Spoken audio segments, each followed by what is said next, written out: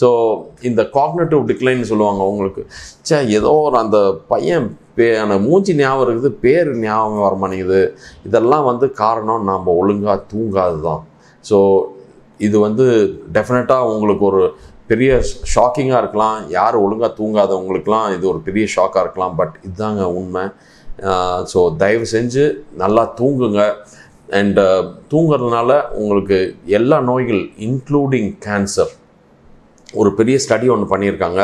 அதில் வந்து இந்த இம்யூனிட்டி லெவல்ஸ் வந்து ரொம்பவே கம்மியாகுது. யாராருக்கு இந்த தூக்கம் கம்மியாக இருக்கிறவங்களுக்கு இந்த இம்யூனிட்டி லெவல்ஸ் கம்மியாகுது. இதனால் அந்த நேச்சுரல் கில்லர் செல்ஸ்ன்னு ஒன்று இருக்குது, NK செல்ஸ்ன்னு. அதுதான் வந்து நம்மளோட கேன்சர் செல்ஸ், நம்ம உடம்புக்குள்ளாரே கேன்சர் செல்ஸ் இருக்குது. அதை வந்து ஒரு கட்டுக்குள்ளார வச்சுருக்கிறதுக்கு காரணம் வந்து அந்த நேச்சுரல் கில்லர் செல்ஸ் நிறையா இருந்ததுன்னா. இது தூங்காதவங்களுக்கு நேச்சுரல் கில்லர் செல்ஸ் கம்மியாயிருது, அப்போ கேன்சர் செல்ஸ் ஜாஸ்தியாயிருது. இதுதான் காரணம், ஒரு முக்கியமான காரணம் அப்படின்னு ஒரு ஸ்டடியில் சொல்லியிருக்காங்க. ஸோ தூக்கம் ரொம்ப ரொம்ப இம்பார்ட்டண்ட்.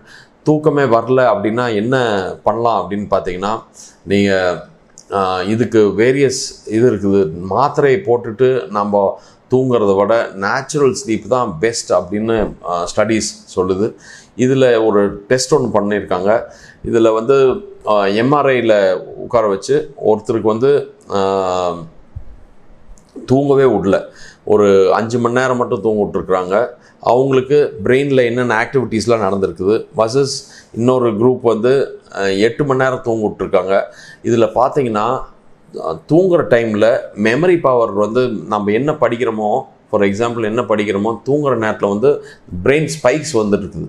அந்த பிரெயின் ஸ்பைக்ஸ் வந்து அந்த ஷார்ட் டேர்ம் மெமரியிலேருந்து லாங் டேர்ம் மெமரிக்கு கொண்டு போய் இதை ஸ்டோர் பண்ண வைக்குது. அது தூக்கத்தில் தான் நடக்குது. ஸோ நிறைய நம்ம ஸ்டூடெண்ட்ஸ் எல்லாம் பார்க்குறோம், அவங்க வந்து நைட் ஃபுல்லாக படிப்பாங்க.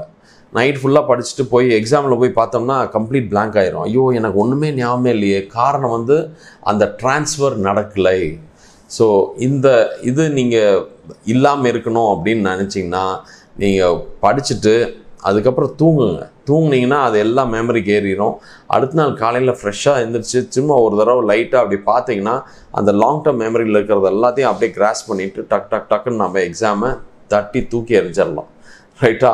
ஸோ இந்த மாதிரி உங்களுக்கு ஏதாவது சந்தேகம் இருந்ததுன்னா, தூக்கத்தை பற்றி என்ன பண்ணணும் அப்படிங்கிறதுக்கு நீங்கள் கீழே இருக்கிற ஃபோன் நம்பர் கூப்பிடுங்க, ஆர் நேரடியாக வந்து பாருங்கள் doctor Sasi I care, Salem ஸ்வர்ணபுரியில்.